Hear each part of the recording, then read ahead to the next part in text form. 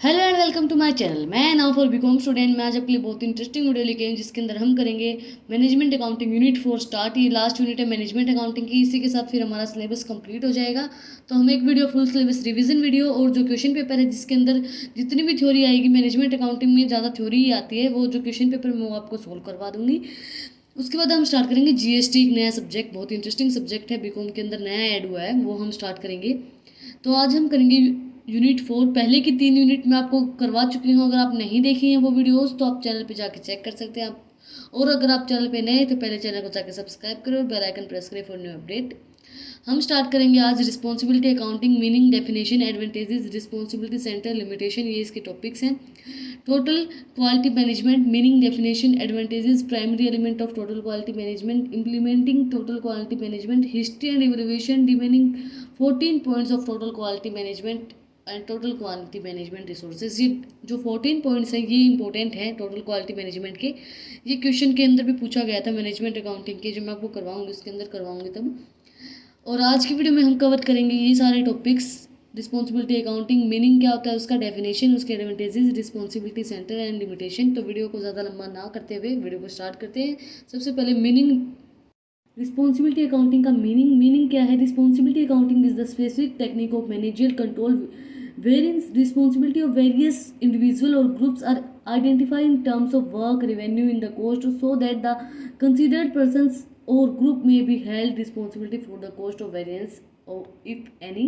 Responsibility accounting क्या होता है, एक स्पेसिफिक टेक्निक होती है मैनेजरियल कंट्रोल करने के लिए। मैनेजर जो भी कंट्रोल होता है, मतलब एक रिस्पॉन्सिबिलिटी दी जाती है। ये नहीं बोलते रिस्पॉन्सिबिलिटी, आपको पता होगा रिस्पॉन्सिबिलिटी क्या होती है। एक ऐसी मतलब एक रिस्पॉन्सिबिलिटी दी जाती है जो आप मतलब आपको कंट्रोल रखना है, मैनेजर कंट्रोल रखना, सारी मैनेजमेंट आपको कंट्रोल में रखनी है।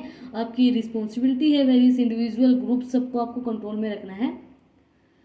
डेफिनेशन क्या है इसकी, responsibility accounting is that type of management accounting that collect a report both planned and actual accounting information in terms of responsibility centre. Responsibility centre के अकॉर्डिंग जो भी प्लान्ड या अनप्लान्ड जो भी चीज़ें होती हैं उनको कलेक्ट करना, एक्चुअली क्या इन्फॉर्मेशन उसको कलेक्ट करना और दिखाना। मतलब रिस्पॉन्सिबिलिटी आपको कि आपको बिल्कुल राइट वे में जो भी आपका अकाउंट्स है उनको दिखाना। जी रॉबर्ट एंड एंथोनी ने दिए ये डेफिनेशन। आप एक चीज़ याद रखना, कभी भी आप राइटर का नाम तभी लिखना जब आपको एग्जैक्ट डेफिनेशन याद हो और एग्जैक्ट राइटर का नाम पता हो कि ये इस राइटर ने ये डेफिनेशन दी थी, वरना मत लिख के आना। इसके बाद है advantages of responsibility accounting. Advantages क्या है, सबसे पहले assignment of responsibility. Assignment of responsibility में क्या है, each and every individual in the organisation is assigned a defined responsibility. एक असाइनमेंट ऑफ रिस्पॉन्सिबिलिटी का मतलब क्या होगा, आपको एक रिस्पॉन्सिबिलिटी असाइन कर दी गई है। जैसे आपको एक ड्यूटी हम बोल सकते हैं उस चीज़ को, कि आपको एक ड्यूटी दी गई है कि आपको ये चीज़ करना है। असाइंड रिस्पॉन्सिबिलिटी, आपको एक रिस्पॉन्सिबिलिटी, एक ड्यूटी दी गई है कि आपको ये काम करना है। मतलब एक जैसे हम कोई भी काम करते हैं तो हम ये नहीं कहते ये तेरी ड्यूटी है, ये तेरी ड्यूटी है, ये तेरी ड्यूटी है। तो हम उनको सबको अलग अलग ड्यूटीज़ दे देते हैं, अलग अलग रिस्पॉन्सिबिलिटी दे देते हैं कि ये आपकी रिस्पॉन्सिबिलिटी, आपको लेके आना है, ये आपकी रिस्पॉन्सिबिलिटी है, ये आपकी है। तो अलग अलग हम रिस्पॉन्सिबिलिटी दे देते हैं।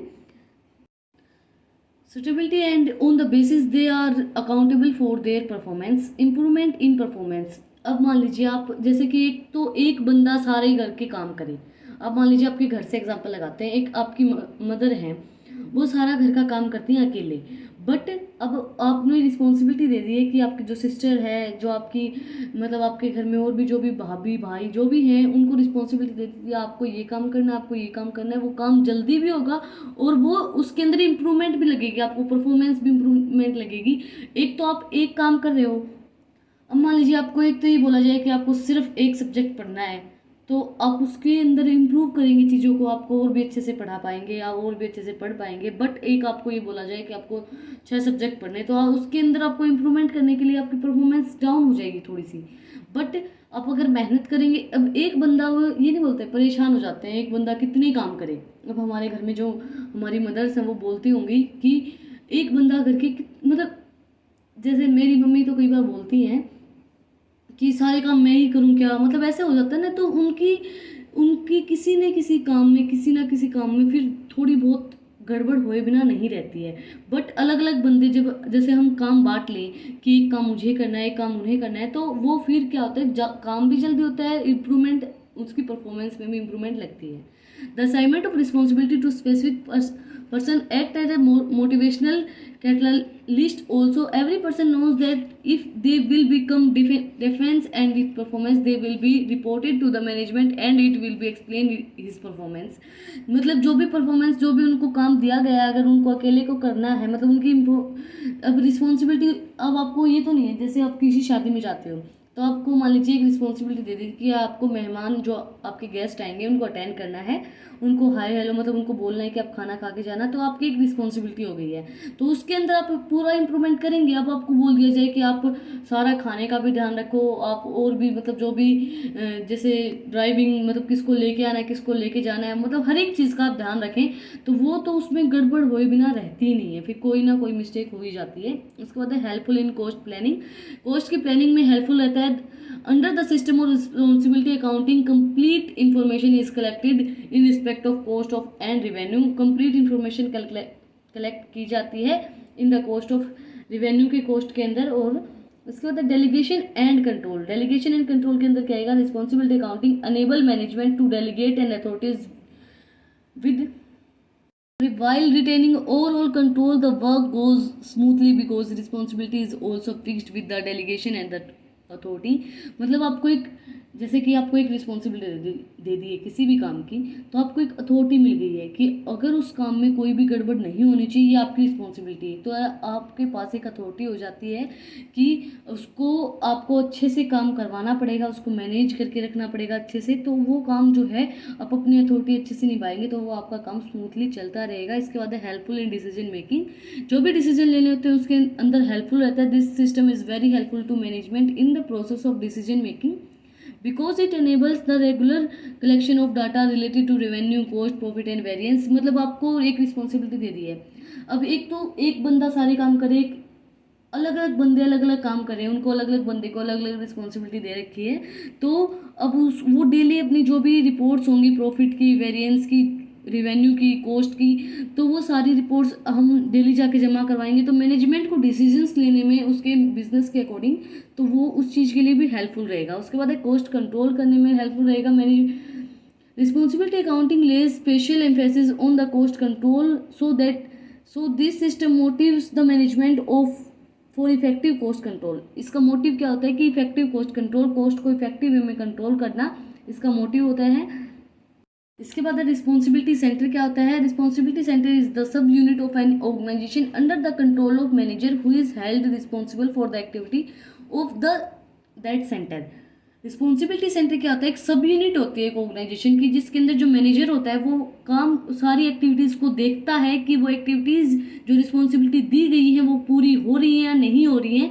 The responsibility centre for control purpose में भी classified into the following 3 types के अंदर हम उसको क्लासिफाई कर रहे हैं रिस्पॉन्सिबिलिटी सेंटर को। एक तो है expensive centre, profit centre and investment centre. सबसे पहले है हमारा एक्सपेंसिव और कोस्ट सेंटर, हम जिसको बोल सकते हैं। Those are the centre in which manager are responsible for the cost incurred but no for revenue responsibility. इसके अंदर क्या है, मतलब अलग अलग रिस्पॉन्सिबिलिटी दे रखी है। अब पहले के अंदर क्या है कि जो मैनेजर है वो रिस्पॉन्सिबल रहेगा कॉस्ट के लिए, कॉस्ट इनकर्ड कितनी है उसके लिए, बट रिवेन्यू के लिए कोई रिस्पॉन्सिबल नहीं रहेगा वो।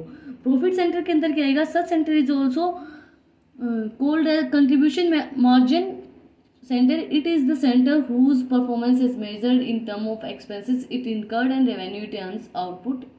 मतलब कितने एक्सपेंसेस इनकर्ड हुए हैं, कितना रेवेन्यू आया है, उसको मेज़र करने के लिए कितना आउटपुट, कितना इनपुट आया है, प्रॉफिट सेंटर उस चीज़ को देखेगा। कितना मतलब हमारे पास एक्सपेंसेस हुए हैं, कितना हमारा, जैसे ये लगा लीजिए कितने हमारे एक्सपेंसेस हैं, कितने हमारा रेवेन्यू आया है, आउटपुट इनपुट हमारा कितना है, उसको देखने के लिए हमारा प्रॉफिट सेंटर काम करता है। इन्वेस्टमेंट सेंटर क्या काम करता है? The concept of investment centre is the new one. ये नया कॉन्सेप्ट है। The centre is called investment centre whose performance is measured by the profit only but it is related on investment affected also. ये measure तो करता है सिर्फ profit पे, कितना प्रॉफिट हुआ है। अब जितना प्रॉफिट हुआ है उतना आप इन्वेस्टमेंट भी करेंगे तो ये इन्वेस्टमेंट को भी इफेक्ट डालता है और प्रॉफिट को भी मेजर करने में हेल्पफुल रहता है इन्वेस्टमेंट सेंटर। इसके बाद लास्ट टॉपिक है आज की वीडियो का, लिमिटेशन ऑफ रिस्पॉन्सिबिलिटी अकाउंटिंग। और इस टॉपिक का भी, रिस्पॉन्सिबिलिटी अकाउंटिंग का भी, problems of classification of cost. Cost को क्लासिफाई करने के लिए प्रॉब्लम्स आती थी। It is necessary to divide cost as a controllable and non controllable. Cost controllable भी हो सकती है और नॉन कंट्रोलेबल भी हो सकती है from the view of efficiency and responsibility accounting. Efficiency and responsibility accounting के व्यू से हम उसको प्रॉब्लम्स फेस करते हैं कि हम कैसे क्लासीफाई करें कोस्ट को।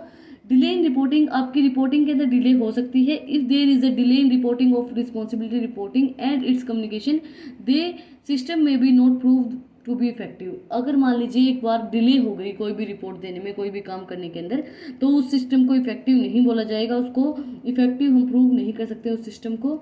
उसके बाद है intra departmental conflicts. Intra departmental conflicts के अंदर क्या आएगा, under responsibility accounting manager of each department give specific attention towards the performance of the department which भी become a cause of conflict and competitive among various individual and department etcetera. मतलब intra department conflicts हो सकते हैं, मतलब conflict मतलब झगड़े हो सकते हैं कि भाई उन्होंने ये काम नहीं किया, उनको ये काम करना चाहिए था। मतलब बहस जिसको हम बोल सकते हैं, बहस हो सकती है मैनेजर के अंदर। मतलब मैनेजर ने बोल दिया कि आपको ये काम करना है उस डिपार्टमेंट के अंदर और उसने वो काम नहीं किया, तो इसलिए उनकी बहस या झगड़े हो सकते हैं। तो आज के वीडियो में हमने क्या क्या किया है मैं आपको अभी से रिवाइज करवाते हुए रिस्पॉन्सिबिलिटी अकाउंटिंग किया है हमने आज। Meaning, definition, advantages and responsibility centre क्या होते हैं, उसकी लिमिटेशन, ये सारे टॉपिक्स हमने आज की वीडियो के अंदर कवर करे हैं। रिस्पॉन्सिबिलिटी अकाउंटिंग क्या होता है मैं आपको एक बार फिर से थोड़ा सा रिवाइज करवा देती हूँ। रिस्पॉन्सिबिलिटी अकाउंटिंग क्या होता है, एक स्पेसिफिक टेक्निक होती है जो मैनेजर कंट्रोल करता है रिस्पॉन्सिबिलिटी। उनको एक टेक्निक होती है जिससे मैनेजर जो है सारी रिस्पॉन्सिबिलिटीज़ को कंट्रोल करता है, कलेक्ट करते उसकी रिपोर्ट्स को कलेक्ट करने के लिए। इसकी क्या क्या एडवांटेजेस थी, जो रिस्पॉन्सिबिलिटी है उनको असाइन करने में हेल्पफुल रहता है, कोस्ट को कंट्रोल करने में हेल्पफुल रहता है, हेल्पफुल इन कोस्ट प्लानिंग करने में हेल्पफुल रहता है, इंप्रूवमेंट इन परफॉर्मेंस को इंप्रूव करने के लिए हेल्पफुल रहता है कि हम अलग अलग रिस्पॉन्सिबिलिटी देंगे तो उसकी परफॉर्मेंस इंप्रूव होगी। डेलीगेशन एंड कंट्रोल करने में हेल्पफुल रहता है, हेल्पफुल इन डिसीजन मेकिंग, जो भी हमें डिसीजन लेने होते हैं उसको लेने के लिए हेल्पफुल रहता है। इसके बाद कोस्ट सेंटर, रिस्पॉन्सिबिलिटी सेंटर क्या था कि एक सब यूनिट होती है जो ऑर्गेनाइजर कंट्रोल करता है, मैनेजर कंट्रोल करता है जो भी रिस्पॉन्सिबिलिटीज की जो एक्टिविटी परफॉर्म की जाती है उनके लिए। इसके अंदर क्या क्या इंक्लूड होते हैं, क्या क्या कैसे कैसे इसको क्लासीफाई करते हैं। Expensive centre, profit centre, investment centre के थ्रू हम इसको क्लासीफाई कर सकते हैं। एक्सपेंसिव के अंदर क्या आएगा, सिर्फ ये रिस्पॉन्सिबल होगा, कॉस्ट जितनी इनकर्ड हुई उसके लिए रिस्पॉन्सिबल होगा, ये रिवेन्यू के लिए रिस्पॉन्सिबल नहीं होगा। प्रॉफिट सेंटर किसके लिए रिस्पॉन्सिबल होगा, प्रॉफिट सेंटर जो भी इनपुट आया है, जो भी एक्सपेंसेस हुए हैं और जो भी रिवेन्यू आया है, जो भी हमने आउटपुट अर्न किया है उसके लिए रिस्पॉन्सिबल होगा। इसके बाद इन्वेस्टमेंट सेंटर किसके लिए रिस्पॉन्सिबल होगा, ये एक नया कॉन्सेप्ट है, ये रिस्पॉन्सिबल तो होगा, ये मेजर तो किया जाता है प्रॉफिट के लिए, बट इसके अंदर हम रिलेट करेंगे इन्वेस्टमेंट अफेक्ट करेगी इसके अंदर। उसके बाद इसकी लिमिटेशंस क्या क्या होंगी, limitation of responsibility accounting, problems of classification of cost, classify करने के लिए कोस्ट उसके अंदर प्रॉब्लम आएगी। डिले इन रिपोर्टिंग, रिपोर्ट करने के अंदर डिले। इंट्रा डिपार्टमेंटल कॉन्फ्लिक्ट्स, मतलब बहुत से कॉन्फ्लिक्ट हो सकते हैं मैनेजर के बीच में, इंट्रा डिपार्टमेंट्स के बीच में, अपर लेवल लोअर लेवल के बीच में कॉन्फ्लिक्ट्स मतलब झगड़े हो सकते हैं। ये थी आज की हमारी वीडियो। हमने किया है responsibility accounting, meaning, definition, advantages, responsibility centre and limitation. अगर आपको आज की वीडियो पसंद आई तो इस वीडियो को ज़्यादा से ज़्यादा लाइक करें, चैनल को सब्सक्राइब करें, बेल आइकन प्रेस करें for new update. Thank you for watching my video.